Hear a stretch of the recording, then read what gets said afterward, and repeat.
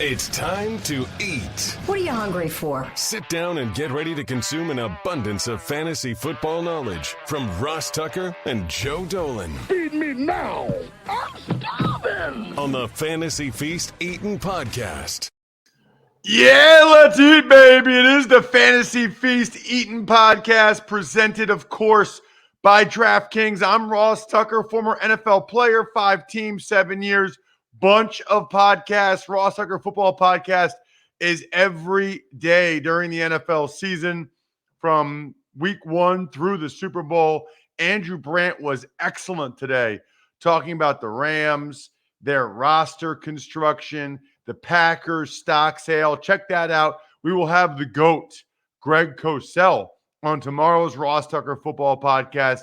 Even money was fantastic this week. There's a reason why it's been growing as much as it has. You're going to want to hear what Steve Fezzik said about both the Steelers and the Eagles. Very different things, I might add. You can hit me up on social always at Ross Tucker NFL. If you don't listen to the other shows, you should be made aware that I've got 2 copies of Madden to give away still. And I'm looking for the first person that takes advantage of the awesome stories you can get at myfrontpagestory.com. Best gift ever with the holidays coming up. Send that to me, Ross at rosstucker.com, if you'd like to get the free Madden this week. You can always check out our social. It's at Ross Tucker Pod. The star of this show is Joe Dolan. He is the fantasy gangster at FG_Dolan. He is the man behind the plan that is fantasypoints.com. Now's as good a time as ever. Those of you that realize you're in the mix, you're headed for the playoff stretch here, fantasypoints.com. Use the code 21Feast. Or maybe you're out of it and you just want DFS advice in addition to what you hear on the show. Fantasypoints.com, 21Feast. Joe, let's start with Thursday night. As we always do, it is the show that's so nice. We do it twice. Thursday night, we've got the Patriots at the Falcons. Bill Belichick usually does a pretty good job of limiting your top weapon, a guy like Kyle Pitts. Joe, does that change how you feel about Pitts at all? Yeah, first and foremost, Ross, how much intelligence do I have to spit on this show in order to get one of those free Maddens? Am I not eligible? Anyway, I think the most obvious thing that we did our show. We actually have a meeting on Tuesday nights with our Fantasy Points staff that we live stream when we just talk about all the matchups and first thoughts and whatnot. And the most obvious thing was, Hansen comes out and he goes, "Are we burying the lead? Is Kyle Pitts going to get the Bill Belichick treatment?" And the answer is, duh, of course he is. Who else does Bill Belichick have to worry about here? Cordero Patterson's a game-time decision. I'd be shocked if he plays. If he does, he's going to be limited. He's dealing with an ankle sprain. Some think it's a high ankle. Russell Gage has gone catchless in 2 of his last 3 games. Tajay Sharp, you think Bill Belichick's losing sleep over Tajay Sharp? Hell, he's probably picked up sleep because of Tajay Sharp. Kyle Pitts, Ross, here's the thing with season-long fantasy. There is very low chance you have a tight end better than Kyle Pitts. But I think Belichick is going to double him. He's going to bracket him and hope the Lord Kyle Pitts, who has 1 touchdown this year, gets in the end zone. That's what you got to hope from the Atlanta He only Falcons. has 1 touchdown? I believe so, yeah. So I'll tell you this. So this is the power of touchdowns because it is 1 touch. It was either 1 or 2. He has 1. He scored against the Jets, who, everybody scores against the Jets. So here's the power of touchdowns for fantasy. Let me just throw this out there to you. A little experiment for you there. Kyle Pitts has 606 receiving yards this season, which is, for a rookie tight end, objectively good through 9 games. That is, I understand he's been disappointing for fantasy, but objectively good. But he's been disappointing because of the lack of touchdowns. Hunter Henry, his counterpart in this game, is on pace for 600 yards this year. Okay? So Kyle Pitts already has more yards than Hunter Henry is on pace for. Hunter Henry has outscored Kyle Pitts for fantasy. because Hunter Henry has 7 touchdowns. And there is touchdowns. And I think touchdowns we've long assumed, with the exception of a special handful, are pretty fluky, or at least not sticky. Fluky would indicate that it's easy to get in the end zone, or it's just random. I don't know about it's random, but they're just not sticky. Sometimes, some years, some guys don't score. Some years they score a lot. But because of that, Hunter Henry, this is going to sound like the dumbest crap I've said on this podcast. I'd play Hunter Henry over Kyle Pitts. And even though Hunter Henry is doing this with all touchdowns, he's gone over 50 receiving yards like once this year. I kind of just feel like that's his thing now. The Patriots are doing it, works, and I think they're just going to keep going to him in the red zone. I wouldn't be shocked if Kyle Pitts has like 4 catches for 47 yards in this game. What about any other Falcons? If Cordero Patterson doesn't play, Mike Davis and maybe Wayne Gallman are flexes with a lean to Davis. Other than that, good luck with Russell Gage or Tajay Sharp. I mean, those are more single game DFS kind of guys for me. And Matt Ryan, he's been playing awesome football. It all fell down on him last week, the fact that he has to prop this team up with no weapons. What about for the Patriots? Mac Jones is playing well. I mean, if you need like a solid floor kind of quarterback this week, I think Mac Jones is a really solid option. He's been like one of Pro Football Focus's highest graded quarterbacks. As a matter of fact, he's their highest graded quarterback since week 5. Now, that hasn't translated to good fantasy production, but the Falcons gave up massive production to the Cowboys last week. So Mac Jones has a shot here. I already talked about Hunter Henry. Keep an eye on the status of Damian Harris. I would think if Damian Harris can play, he and Ramondre Stevenson are going to rotate, which would make them both flex options for me. And just keep in mind, Jacoby Myers got in the end zone. He and Hunter Henry are like the virtual opposites. Jacoby Myers just broke an NFL record for most career receptions without a touchdown. He just broke that. He scored last week. Hunter Henry is on pace for the second fewest receiving yards ever for somebody who has 12 or more touchdown receptions in the season. But Jacoby Myers, just keep in mind, the Falcons got crushed in the slot by CeeDee Lamb last week, and that's where Jacoby Myers mostly plays. Let's move on to the Saints at the Eagles. Very curious to get your thoughts on the Saints and the Eagles. So, Ross, what did Fezzik say about the Eagles here? Because all of a sudden, it feels like the markets think they're pretty feisty. Fezzik said that all the wise guys bet on the Eagles every week. The wise guys, for whatever reason, love the Eagles. Yeah, so listen to some of this interesting stuff about the Eagles here. All of a sudden, after, and hey, I participated in it. Some of that I partook in. Oh, my God, if Jalen Hurts keeps struggling, they might get a look at Minshew when they're out of it. How about this? The Eagles offense since week 8. This is from Paul Hembekitis. Paul Hembo on Twitter. They are first in the NFL, Jalen Hurts, in QBR. Their rushing yards per game is first in the NFL since week 8.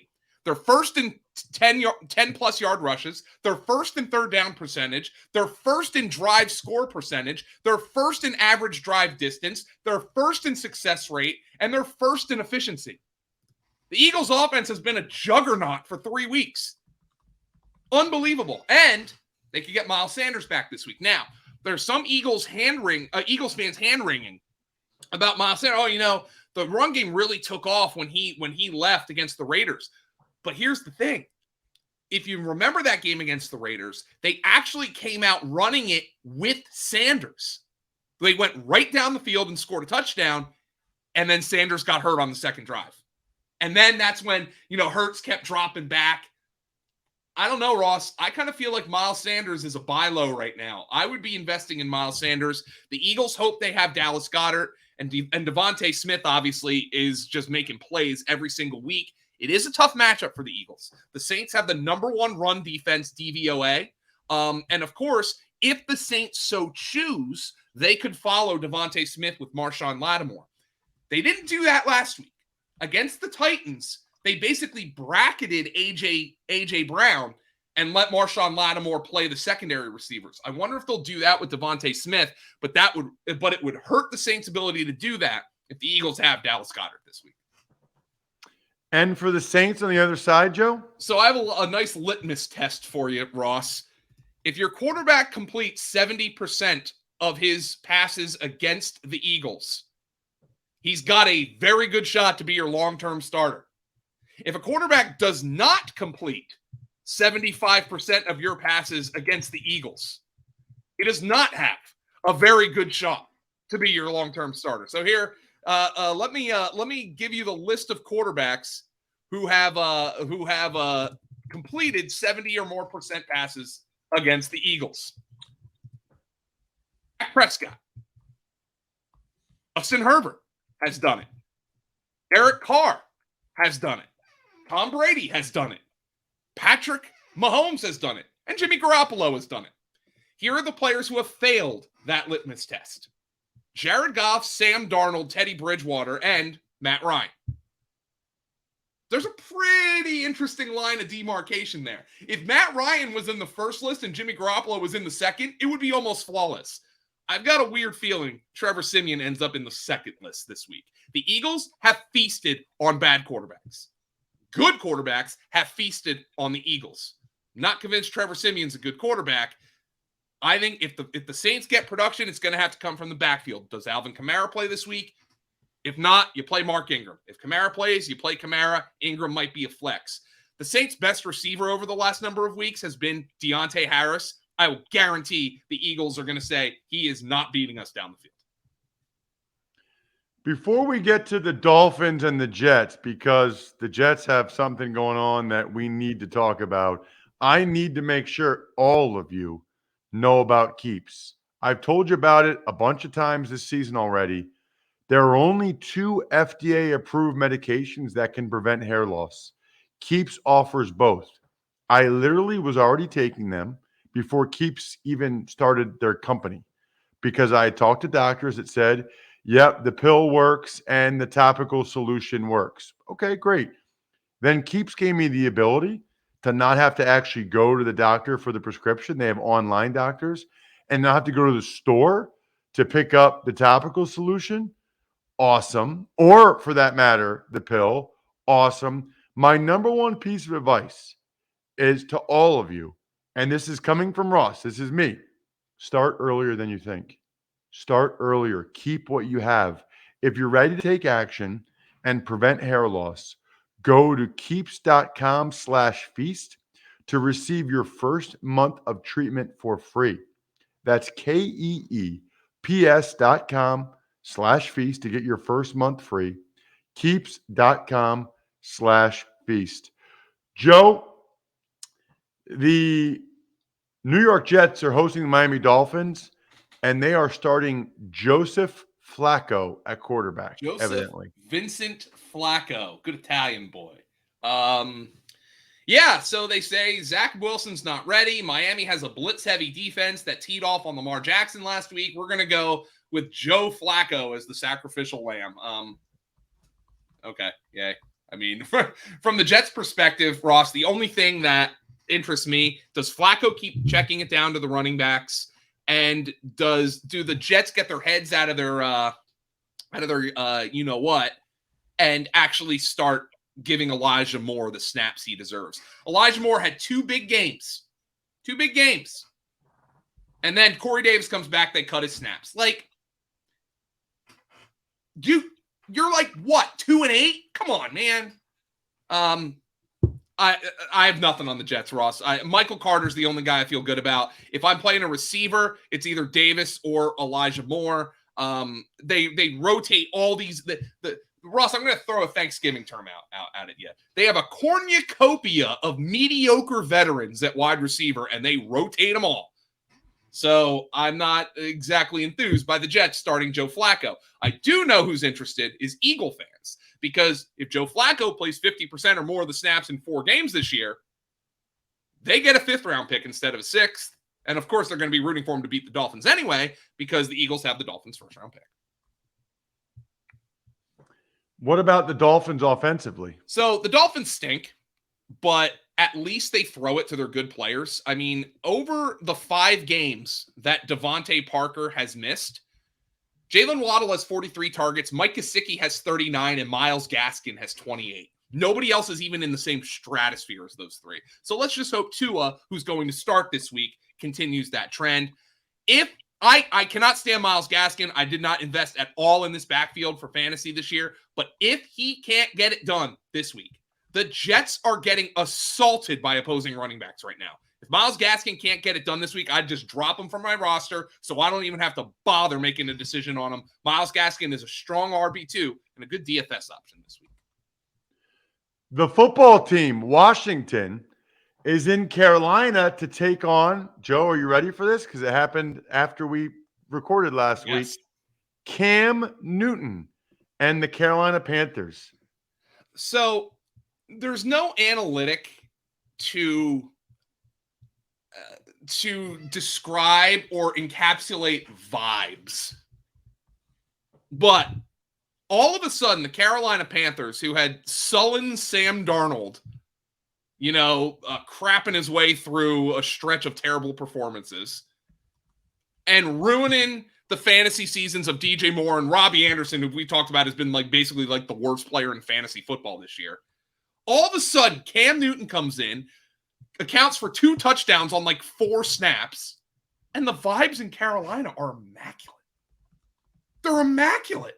I mean, Cam Newton's going to start, and Ross, he struggled throwing the ball last year. He also didn't have anybody to throw to. All I'm saying is he's got a pulse, and that gives DJ Moore and Robbie Anderson a chance here. And that's all. And that's what makes me happy. And also, Cam, he scored a rushing touchdown last week for your fantasy team. He's an option, man. You've been struggling at quarterback. I'm one of the suckers who picked up Carson Wentz last week.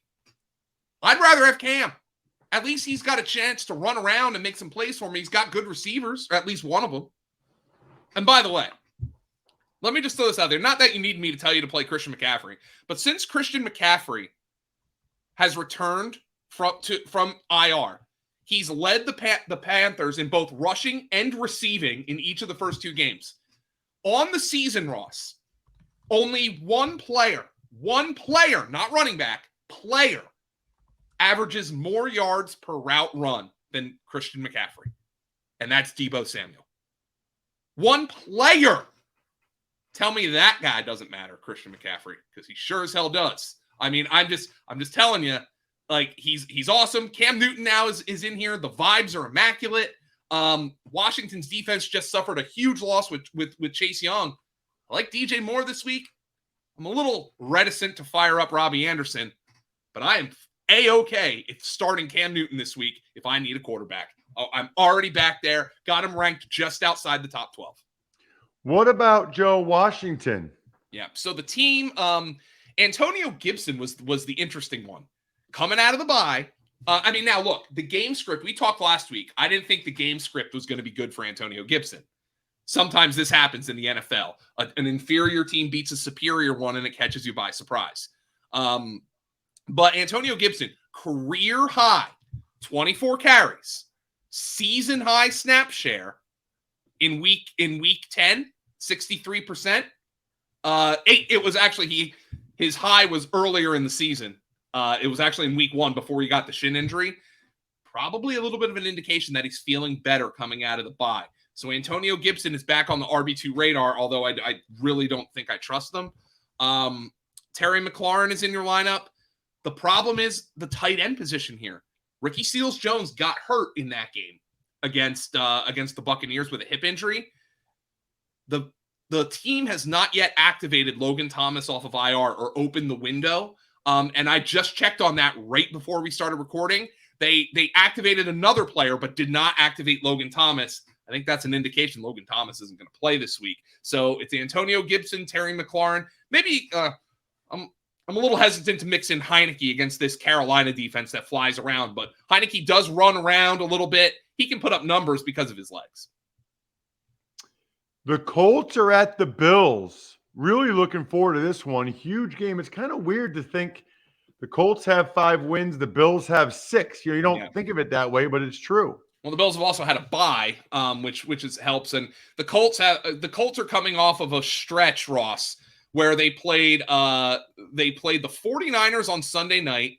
Here's the Colts' recent stretch: Week 6 Texans, Week 7 49ers, not an easy game, but it was that weird rain game. Then the Colts played the Titans and lost. Then the Colts in Week 9 got to play the Jets, and then in Week 10 they got to play the Jaguars. So they are coming off an extremely easy stretch. This is not that. This is not an easy game. Carson Wentz is not even close to my fantasy radar after he laid an egg against the Jaguars last week. It's Jonathan Taylor and Michael Pittman for me. I'm a little down on Pittman this week. Not because, he's the Trey White's going to shadow him. Trey White doesn't really shadow. Why doesn't he shadow? Because they've got good corners in the slot in Teron Johnson and on the perimeter in Levi Wallace. This is a Jonathan Taylor, Michael Pittman, or bust game. There is nobody else from the Colts even worth considering. What about for the Bills after they kind of got their offense back on track? So the funny thing was about the Bills offense. Now, last week, the Jets, were just putting their corners on an island against the Bills receivers, which was stupid. But I thought it was interesting that the Bills moved the ball with just utter ease by playing the way they played last year. And what was the way they played last year, Ross? Throw the ball to Stephon Diggs. That was a 2020 Stephon Diggs game for me. The Colts cannot cover on the perimeter. So I think this is another Stephon Diggs game. Cole Beasley played like 5 snaps in that game last week. He's dealing with a rib injury, and I think the Bills decided we don't need Cole Beasley in this game. Why would we play him and risk him getting more hurt? So I think they're going to keep going with it. I love Josh Allen in this game. I love Stephon Diggs. Stephon Diggs is, he's my number 1 receiver this week. That's where I feel about Stephon Diggs. Great for DFS. The run game, they got Breida involved. Oh boy, a Breida from the Last Kingdom. They got him involved. I can't stand this run game. If you play any of them, you got to hope for a touchdown. I don't feel great about Beasley, Ross, coming off the game where he was clearly limited, but I think they limited him so he could play in more important games like this one against a tougher opponent in the Colts than the Jets. And then Dawson Knox, at this point, I think you got to hope for a touchdown. Our guy, Scott Barrett, who's been on the show and he works with me at fantasypoints.com, he called Dawson Knox the 2021 version of Robert Tonyan, and I love that because Tonyan was one of those guys for the Packers who wasn't a number 1 receiver, but he scored touchdowns. But if he didn't score touchdowns, he wasn't coming through for you. I kind of like that for Dawson Knox, a useful tight end on a good team, but who has the opportunity to lay an egg any given week. I like that too. I also like people that overcome the odds, rewrite the playbook, deliver under pressure. The MVPs of small business lead their teams to victory all year long. Visa is proud to provide playmakers everywhere with more tools to help grow their business and help them achieve even greater success. Because the more people we can empower, the more we all win. Visa, a network working for everyone. Joe, who's working for us in this Lions-Browns matchup? Oh, whoa.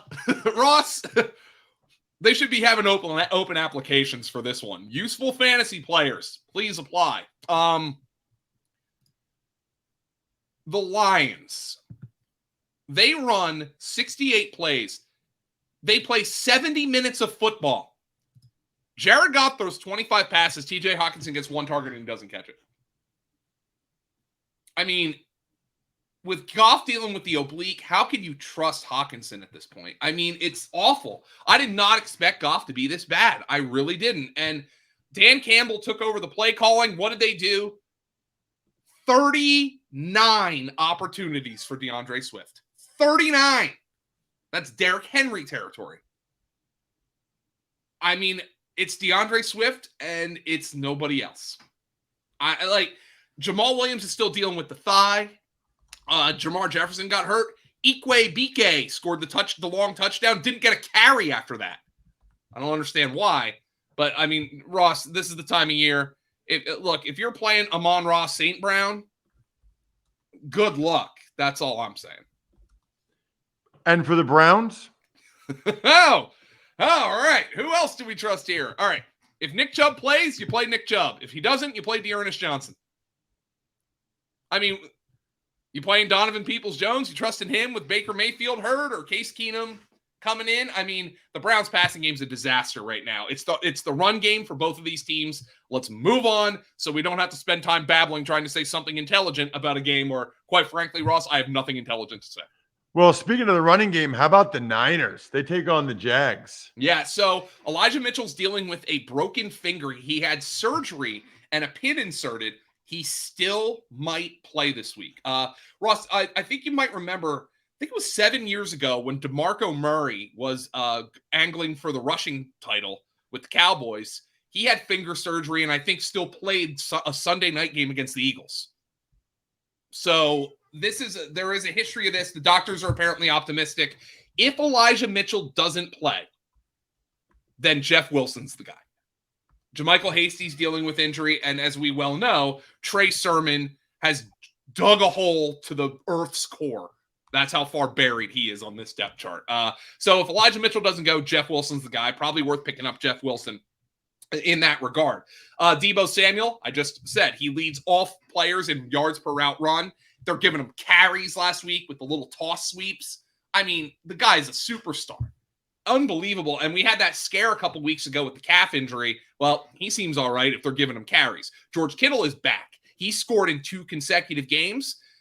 He has made this offense a heck of a lot more dangerous. And Brandon Ayuk, look, he had 4 targets. Jimmy Garoppolo only threw 19 passes. Brandon Ayuk is still on the fantasy radar. It's a very narrow fantasy team right now. They don't want to throw it if they don't have to. Why would you throw it against the Rams last week? They ran it 44 times, and they ran it with a lot of success. What about the Jags? Oh, boy.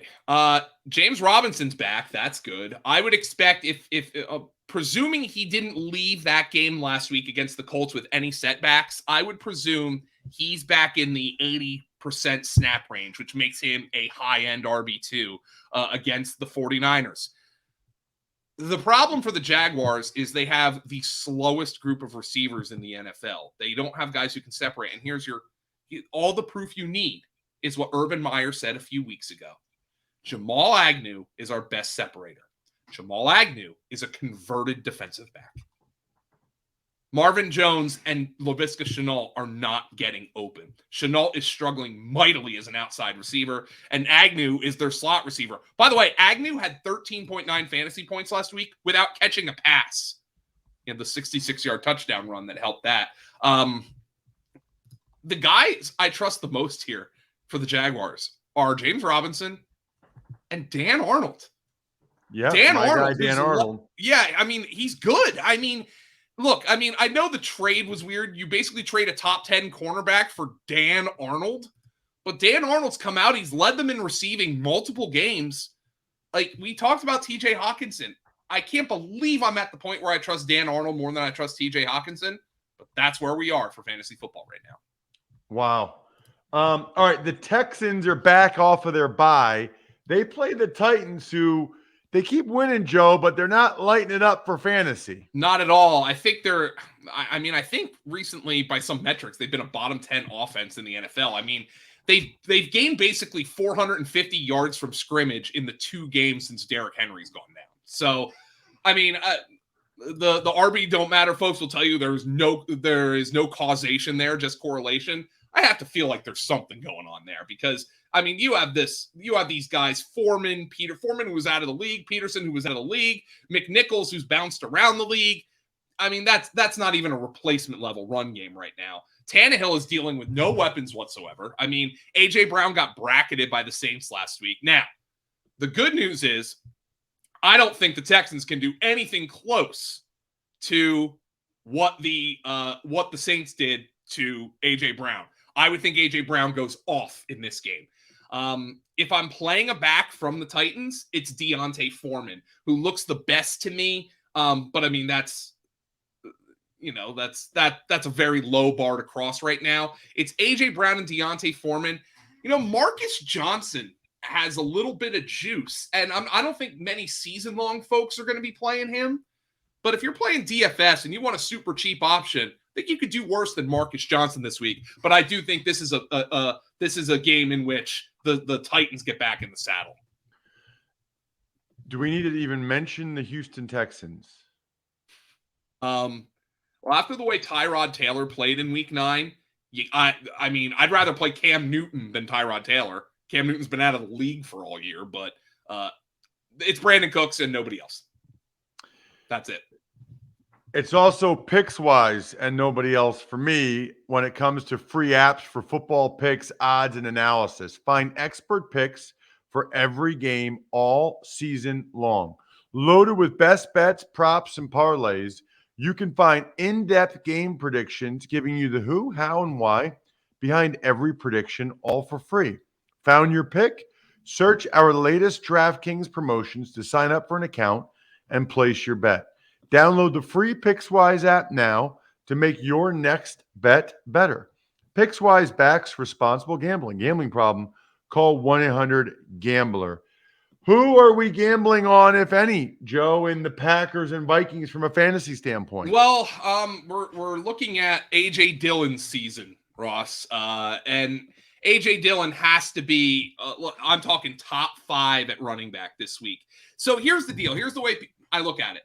I think Aaron Jones is a better player than A.J. Dillon, but it's an easy calculation.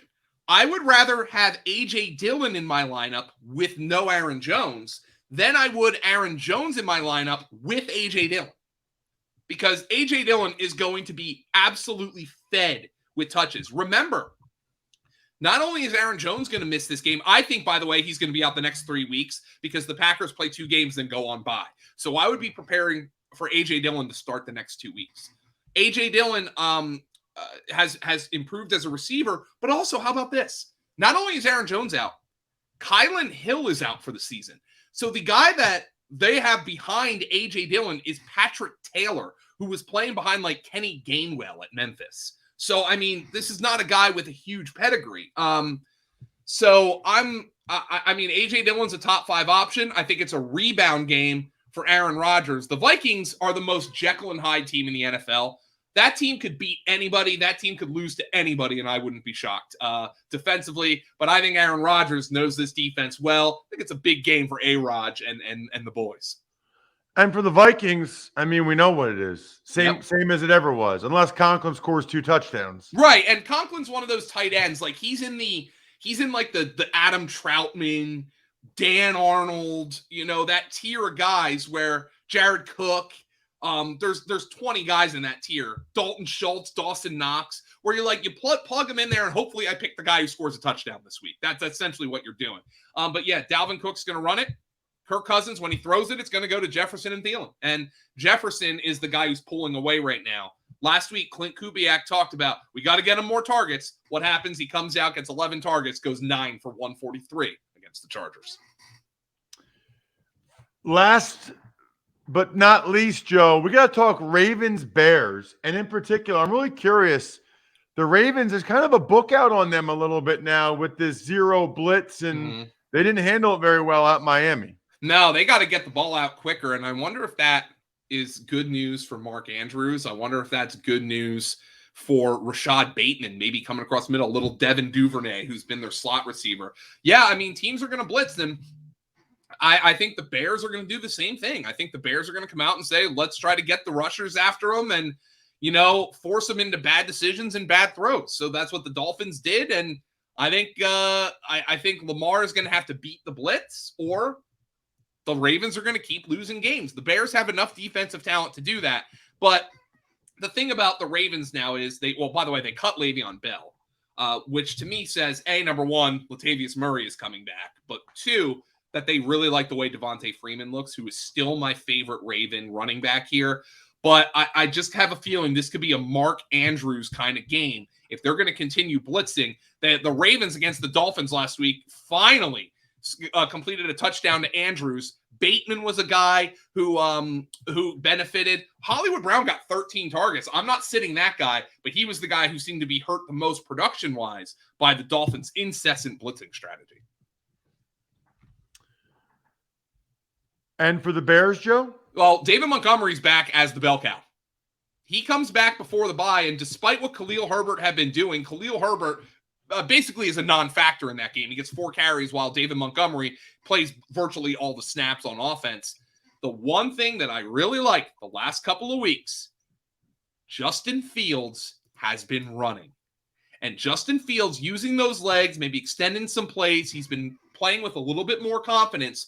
All of a sudden, Justin Fields is on the fantasy radar. Am I confident in him? No. But as long as there's that baseline, he can run for 40-plus yards. I really like him as an option. And then he made some big throws in that game against the Steelers. He really got Cole Kmet going. And Matt Nagy was talking this week. He feels Cole Kmet has taken that step.